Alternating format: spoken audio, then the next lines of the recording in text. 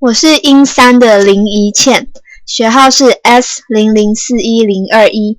那我今天要念的作品是 Edgar Allan Poe 的《The Philosophy of Composition》。好，我要开始了。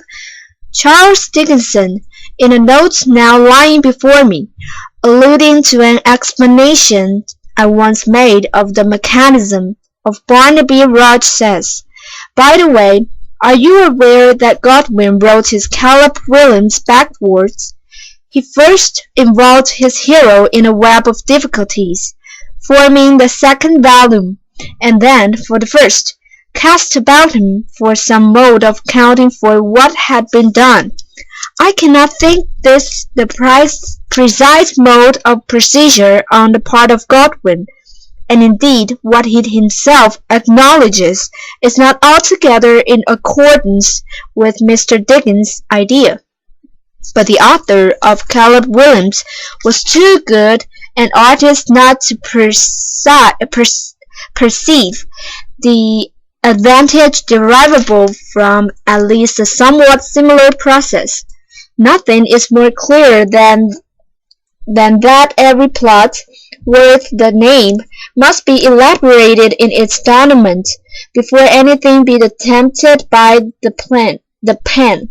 It is only with the denouement constantly in view that we can give a plot its indispensable air of consequence, or causation, by making the incidents, and especially the tone at all points, tend to the development of the intention.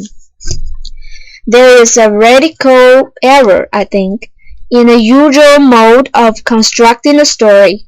Either history affords a thesis, or one is suggested by an incident of the day, or, at best, the author sets himself to work in the combination of striking events to form merely the basis of his narrative, designing generally to fill in with description, dialogue, or authorial comment, whatever crevices of fact or action may, from page to page, render themselves apparent. I prefer commencing with the consideration of an effect, keeping originality always in view, for he is false to himself who ventures to dispense with so obvious and so easily attainable a source of interest. I say to myself, in the first place, of the innumerable effects or impressions of which the heart, the intellect, or more generally the soul, is susceptible. What one shall I, on the present occasion, select? Having chosen a novel first, and secondly a vivid effect, I consider whether it can be wrought by incident or tone, whether by ordinary incident or peculiar tone, or the converse, or by peculiarity both of incident and tone. Afterward, looking about me, or rather within, for such combinations of event or tone as shall best aid me in the construction of the effect. I have often thought how interesting a magazine paper might be written by any author who would, that is to say, who could detail, step by step, the processes by which any one of his compositions attained its ultimate point of completion. Why such a paper has never been given to the world, I am much at a loss to say, but perhaps the authorial vanity has had more to do with the omission than any one other cause. Most writers, poets in especial, prefer having it understood that they may compose by a species of fine frenzy, and ecstatic intuition, and would positively shudder at letting the public take a peep behind the scenes at the elaborate and vacillating crudities of thought at the true purposes seized only at the last moment, at the innumerable glimpses of idea that arrived not at the maturity of full view, at the fully matured fancies discarded in despair as unmanageable, at the cautious selections and rejections, at the painful erasures and interpolations, in a word, at the wheels and pinions, the tackle for scene-shifting, the step-ladders and demon-traps, the cock's feathers, the red paint, and the black patches, which, in 99 cases out of the 100, constitute the properties of the literary historian. I am aware, on the other hand, that the case is by no means common, in which an author is at all in condition to retrace the steps by which his conclusions have been attained. In general, suggestions having arisen, pell-mell, are pursued and forgotten in a similar manner. For my own part, I have neither sympathy with the repugnance alluded to, nor, at any time, less difficulty in recalling the mind the progressive steps of any of my compositions, and, since the interest of an analysis or reconstruction, such as I have considered a desideratum, is quite independent of any real or fancied interest in the thing analyzed, it would not be regarded as a breach of decorum on my part to show the modus operandi by which some of my own works was put together. I select The Raven as the most generally known. It is my design to render it manifest that no one point in its composition is referable either to accident or intuition, that the work proceeded step by step to its completion with the precision and rigid consequence of the mathematical problem. That is dismissed as irrelevant to the point per se, the circumstance, or say the necessity, which in the first place gave rise to the intention of composing a point that should suit at once the popular and the critical taste. We commence, then, with this intention. The initial consideration was that of extent. Any literary work is too long to be read at one sitting. We must be content to dispense with the immensely important effects derivable from unity of impression, for, if two sittings be required, the affairs of the world interfere, and everything like totality is at once destroyed.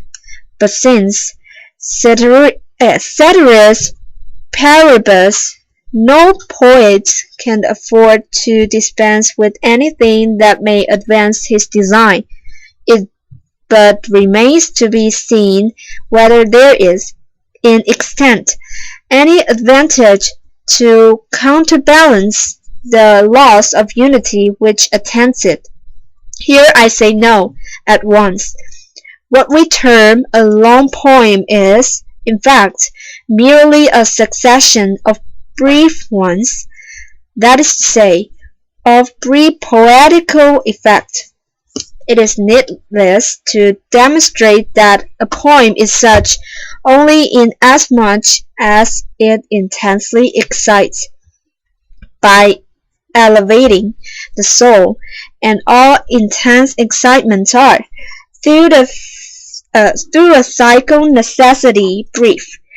For this reason, at least one half of the Paradise Lost is essentially prose, a succession of poetic excitements interspersed inevitably with corresponding depressions, the whole being deprived through the extremes of its length of the vastly important artistic elements, totality or unity of effect.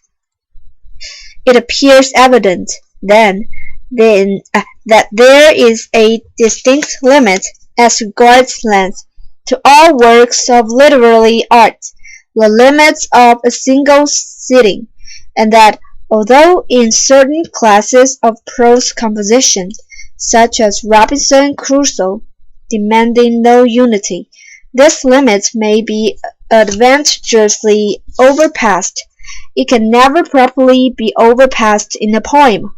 Within this limit, the extent of a point may be made to bear mathematical relation to its merit, in other words, to the excitement or elevation, again, in other words, to the degree of the true poetical effect which it is capable of inducing, for it is clear that the brevity must be in direct ratio of the intensity of the intended effect, this, with no proviso that a certain degree of duration is absolutely requisite for the production of any effects at all.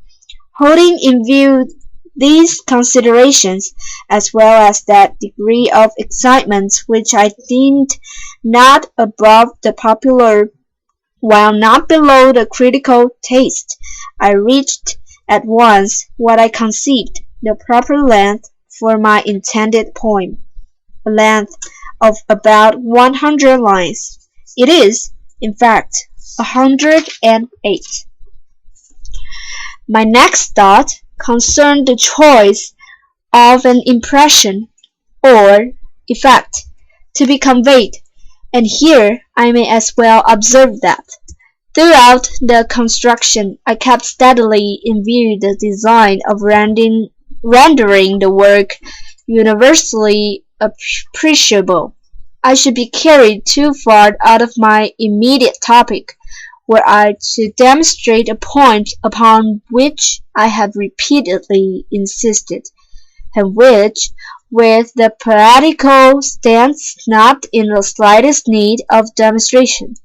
The point, I mean, that beauty is the sole legitimate province of the poem. A few words, however, in elucidation of my real meaning, which some of my friends have evinced a disposition to misrepresent, that pleasure which is at once the most intense, the most elevating, and the most pure is, I believe, found in the contemplation of the beautiful. When, indeed, men speak of beauty, they mean precisely not a quality, as is supposed, but an effect. They refer, in short, just to that intense and pure elevation of soul, not of intellect, of the heart, upon which I have commented, and which is experienced in consequence of contemplating the beautiful. Now I designed beauty as the province of the poem, merely because it is an obvious rule of art that effects should be made to spring from direct causes, that objects should be attained through means best adapted for their attainment. No one, as yet having been weak enough to deny that the peculiar elevation alluded to is most readily attained in the poem. Now, the object, truth, or the satisfaction of the intellect, and the object, passion, or the excitement of the heart, are, although attainable to a certain extent in poetry, far more readily attainable in prose. Truth, in fact, demands a precision and passion, a homeliness. The truly passionate will comprehend me, which are absolutely antagonistic to that beauty which I maintain is the excitement or pleasurable elevation of the soul. It by no means follows from anything here said that passion or even truth may not be introduced, and even profitably introduced, into the point, for they may serve in elucidation or aid the general effect, as do discords in music.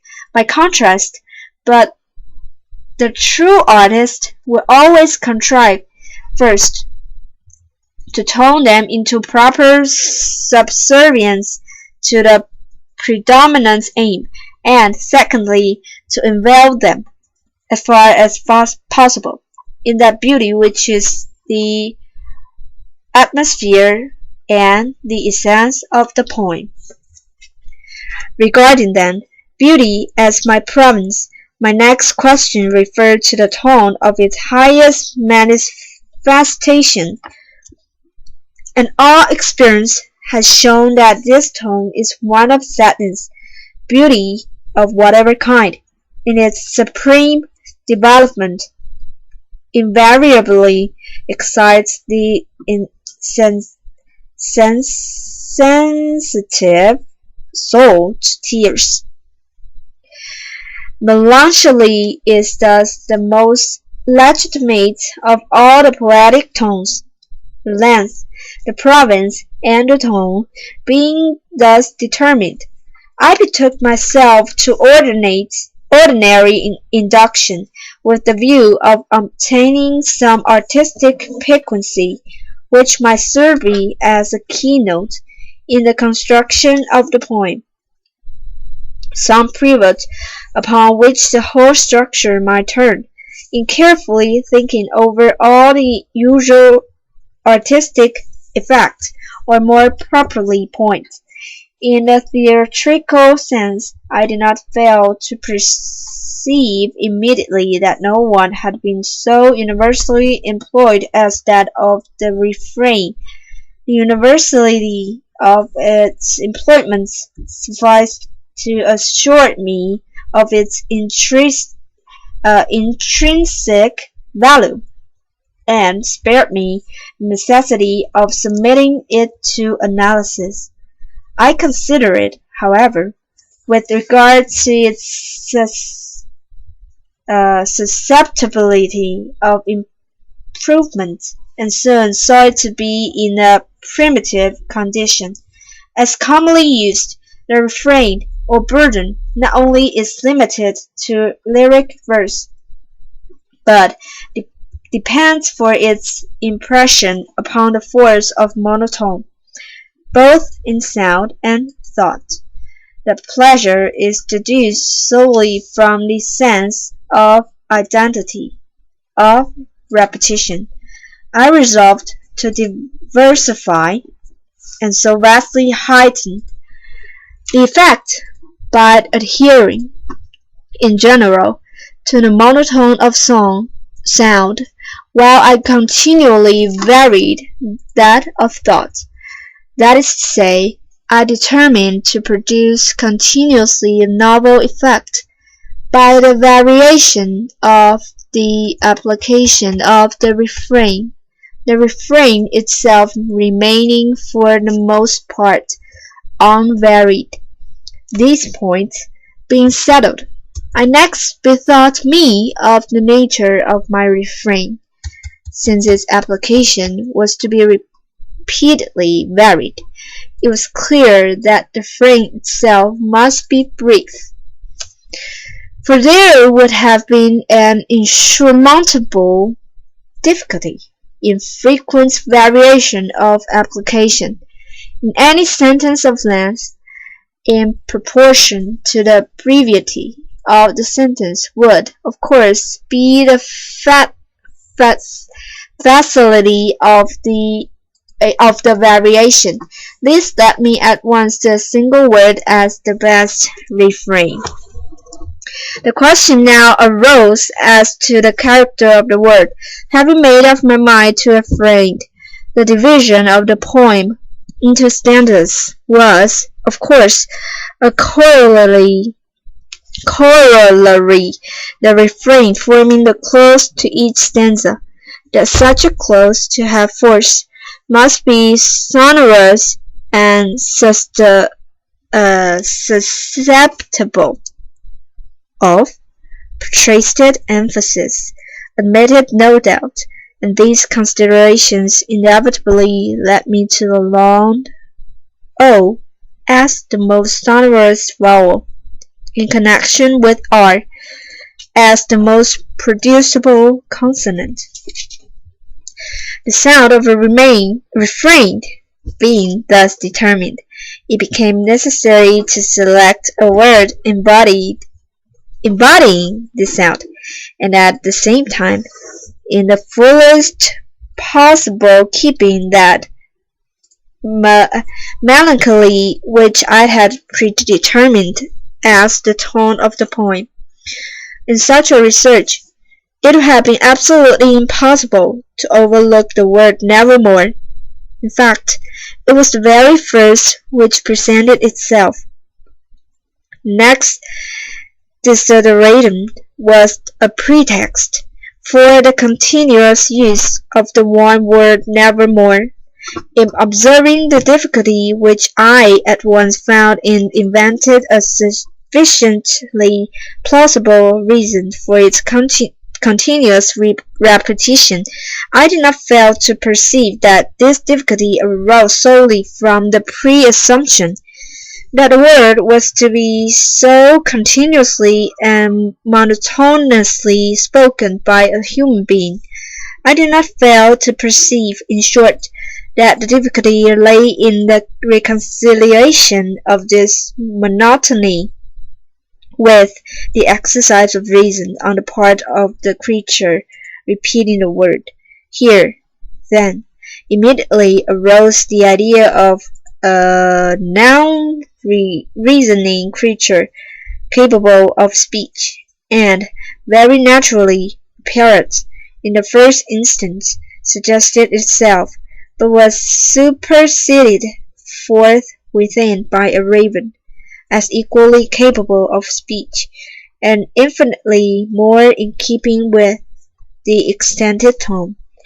I had now gone so far as the conception of a raven, the bird of ill omen, monotonously repeating the one word nevermore, at the conclusion of each stanza, in a poem of melancholy tone and in length about 100 lines, now never losing sight of the object's supermanus, or perfection, at all points. I asked myself, of all melancholy topics, what, according to the universal understanding of mankind, is the most melancholy? Death was the obvious reply. And when I said, is this most melancholy of topics most poetical? From what I have already explained at some length, the answer here also is obvious. When it most closely allies itself to beauty, the death, then, of a beautiful woman is unquestionably the most poetical topic in the world, and equally is it beyond doubt that the lips best suited for such topic are those of a bereaved lover.